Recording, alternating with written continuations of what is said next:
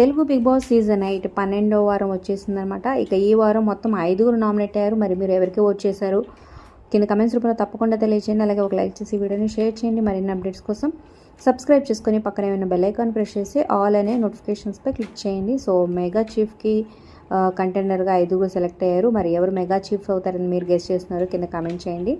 So ఈ వారం అయితే నబీల్ 30.69తో టాప్ ఓటింగ్లో ఉన్నాడు. ఇక నిఖిల్ సెకండ్ ప్లేస్ 30.31. సో ఇద్దరికి నెక్ టు నెక్ ఉందని చెప్పొచ్చు. ఓన్లీ 30 to 40 ఓట్ల డిఫరెన్స్ మాత్రమే ఉంది. ఇక ఇవాళ రేపు ఇచ్చే టాస్క్లను బట్టి కొంచెం చేంజ్ అయ్యే అవకాశం ఉంది. సో ఇద్దరు అయితే టాప్ 2లో ఉన్నారనమాట. ఇక థర్డ్ ప్లేస్లో ప్రేరణ ఉంది 15.09తో. ఫోర్త్ ప్లేస్లో యష్మి ఉంది 12.51తో. ఇక లాస్ట్ ప్లేస్లో డేంజర్ జోన్లో పృథ్వీరాజ్ ఉన్నాడు 11.39తో.